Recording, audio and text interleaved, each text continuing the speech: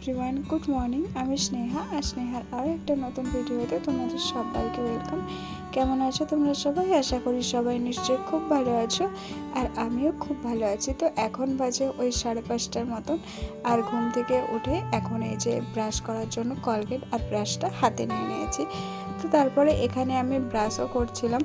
আর কালকে রাতে যেহেতু বৃষ্টি হয়েছিল, সেহেতু সকালের ওয়েদারটা ভীষণ ঠান্ডা ঠান্ডা ছিল, তো খুব ভালো লাগছিল সকালটা। তারপরে ব্রাশ ট্রাশ করে নেওয়ার পরে একটু ফ্রেশ হয়ে নেওয়ার পরে এখানে আমি সকালের স্কিন কেয়ারটা করছিলাম। আর তখন পর্যন্ত আমার ঘরের রুমটা একদম পরিষ্কার করা হয়নি। আর তারপরে এখানে চলে এসেছিলাম একটু চা খাওয়ার জন্য। বাড়ির সবারই রয়ে গেছে, শুধু আমি চা খাওয়ার জন্য একটু বানাচ্ছিলাম চা। এখন বাজে ওই সকাল 5:30 কি 6:45 মতন, আর আমি ঘুম থেকে উঠেছিলাম তখন 5:15 বাজে। আর যেহেতু আমি ঘুম থেকে উঠি ওই 6টা 6:30, বাট আজকে ঘুম থেকে একটু তাড়াতাড়ি ওঠার কারণ আছে। কারণ আজকে আমার ননদের আইবুড়ো ভাত, মানে ওকে আজকে আমাদের বাড়িতে আইবুড়ো ভাত খাওয়ানো হবে। তো সেই কারণে রান্নাবান্নাও করার আছে। আর যেহেতু সামনেই বিয়ে, তো সেই কারণে হচ্ছে বাড়ির টুকটাক কাজগুলো তো আছে। মানে আজকে ভেবেছি যে আমার এই রুমটাকে একটু ক্লিন করবো ভালোভাবে, কারণ কাল পরশু তো আর একদমই সময় পাবো না। তারপরে বিয়ের দিন তো চলেই আসছে, আর বিয়ের সময় তো এগুলো একদমই করা যাবে না। তো যে কারণে ভাবলাম যে আজকে যেহেতু আমার ননদকে সন্ধ্যেবেলায় আইবুড়ো ভাত খাওয়ানো হবে, তো দিনের বেলায় মানে আমাদের রান্নার ঝামেলাটা একটু কম আছে। তো সেই জন্য ভাবলাম যে ওই টুকটাক কিছু একটা রান্না করে নিই, তারপরে হচ্ছে ঘরটা আজকে ভালোভাবে ক্লিন করবো। বিশেষ করে সকালবেলায় উঠেছি, আর এই যে এখন একটু নিয়ে বসেছি চা, কারণ চা না খেলে তো আমার একদমই চলে না।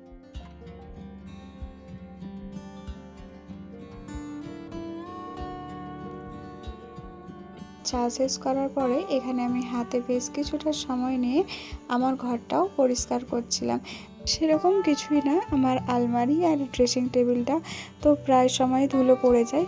তো যেই কারণে আমাকে প্রায় সময় একটু পরিষ্কার করতেই হয় আলমারি আর ড্রেসিং টেবিলটা। তো আমি সবসময় পরিষ্কার পরিচ্ছন্ন জিনিসটা বেশি পছন্দ করি। আর এখানে দেখলাম যে ড্রেসিং টেবিলটা আমার ভালোই ধুলো পড়েছিল, তো যেই কারণে একটু পরিষ্কার করে নিচ্ছিলাম। আর যেহেতু আমাদের সামনে এখন বিয়ে বাড়ি, এই 2-3 দিন একদমই এইসব কাজ করতে পারবো না, তো সেই কারণে আমি কলিং দিয়ে একবারে পরিষ্কার করে নিচ্ছিলাম। আর যেহেতু আমার ঘরের বিছানাটাও তখনও পরিষ্কার করা হয়নি, তো সেই জন্য বিছানার চাদরটা তুলে আমি একটু টান টান করে বিছানাটাও গুছিয়ে নিচ্ছিলাম।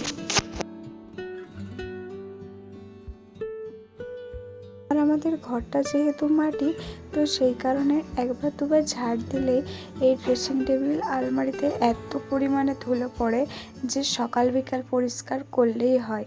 মানে এত পরিমাণে ধুলো হয় যে একবার ঝাড় দিলেই মানে ঘরে যেই সমস্ত জিনিসপত্র আছে মানে সবেতেই ধুলো পড়ে যায়। তো সেই কারণে আমাকে একটু পরিষ্কারটা বেশি করতে হয়, আর খাটুনিটাও বেশি হয়। তো তারপরে ঘরের সমস্ত কাজ বাজ সেরে নেওয়ার পরে এখানে আমি রান্না করতে চলে আসছিলাম। আমার হাজব্যান্ড নিয়ে এসেছিলো চিংড়ি মাছ, আর এখানে এনেছিল মাছের ডিম। তো আমার হাজব্যান্ড চিংড়ি মাছ আর মাছের ডিম খেতে খুব ভালোবাসে। ও বললো যে চিংড়ি মাছ আর বড়া দিয়ে তুমি একটু ঝোল বানাও। তো তার কথা মতোই এখানে মাছের ঝোল বানিয়েছিলাম আর শাক ভাজা করেছিলাম। আর রাত্রে যেহেতু অনেক রান্না বান্না করতে হবে, তো সেই কারণে দুপুরের খাওয়া দাওয়াটা একদমই সিম্পল রেখেছিলাম।